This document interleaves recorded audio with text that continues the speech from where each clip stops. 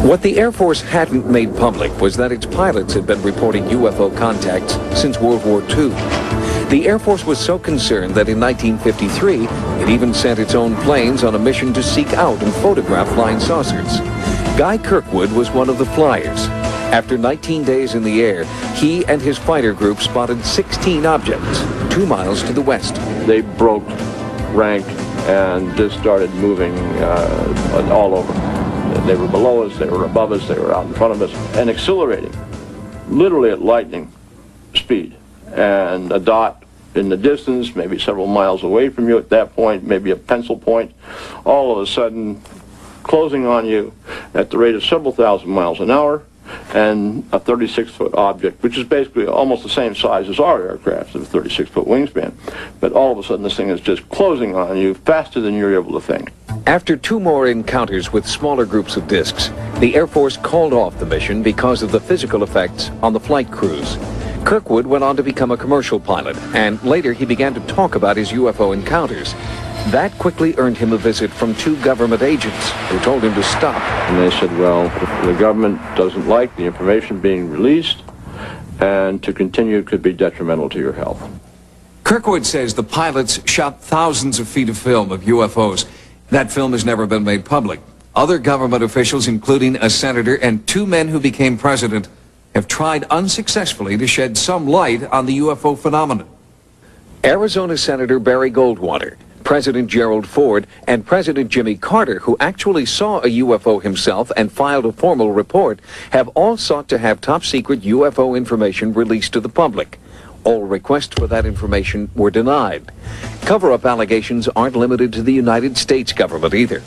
Author Timothy Good claims that governments around the world are keeping UFO information top secret. And in his book, Above Top Secret, he claims only an elite few have access to that information. I would like to emphasize that very few people in governments have the faintest idea what's happening, because so little of the research is made known to top ministers. One country is bucking that trend. Belgium has acknowledged tracking unidentified, seemingly intelligently controlled craft in its airspace. Radar tapes released by the Air Force show an object jumping from 200 meters to 2,000 meters in 1 second, a distance of just over a mile. The Belgian Air Force has even put aside a plane to search for the objects. But the attitude of the United States remains very different. UFO experts claim our government is conducting top-secret research into UFOs in the middle of the Nevada desert. South of a dry lake bed known as Area 51 is a place known as S4, allegedly home to a super-secret government research facility. In the course of our investigation, we found a scientist who says he used to work there. Robert Lazar was shocked when he first discovered what it was he would be working on. I got out of the bus, I was told to walk directly through the hangar, and immediately, even before entering the hangar, you can see the edge of a disc. This is your classic flying saucer, 2 inverted pie plates, if you wish, with a segmented larger area dome on top. Within minutes of that, I finally realized that this had nothing to do with something the government was producing. And that was quite shocking because everything inside was small. This is a full-size craft, 30, 35 feet in diameter, maybe 40. But you're looking at seats that are, 18 inches off the ground, obviously made, for something smaller. And certainly wasn't made for children to play in. Lazar says there were 9 spaceships in all, and he claims to have seen one fly. It began to lift off the ground almost silently. There was a hiss sound, like a corona discharge, if you hear around high voltage systems, accompanied by a faint, it probably would have been brighter at night, a faint blue glow around the bottom. As the craft approached about 30 feet, 20 feet, something like that off the ground, that corona discharge disappeared, the sound stopped, and the craft stood there silently and slowly drifted over to the left and then to the right.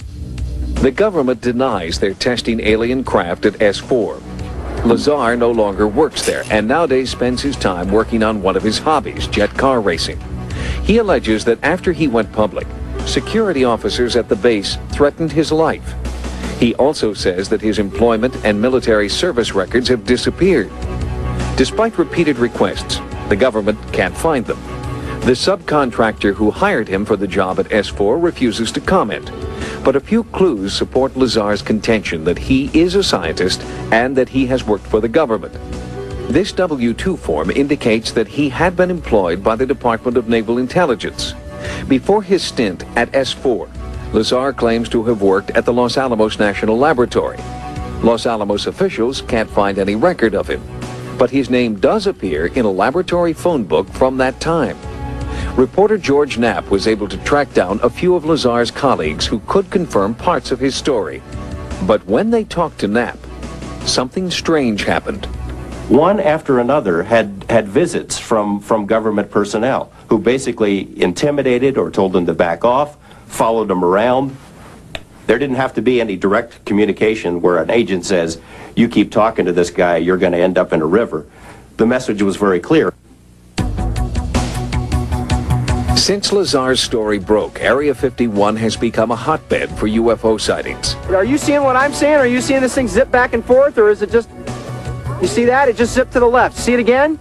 While our cameras were there, a bright light appeared in the night sky. No. Utterly silent, it seemed to float below the mountaintops. Analysis of our videotape proved inconclusive.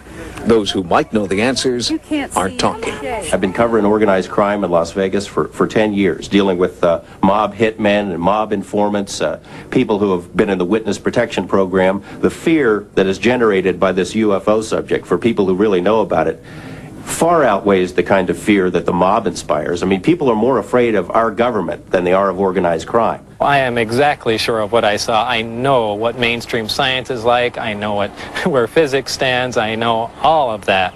And this is an extraterrestrial craft. This technology is hundreds and hundreds of years in advance of us, and that's the end of that story.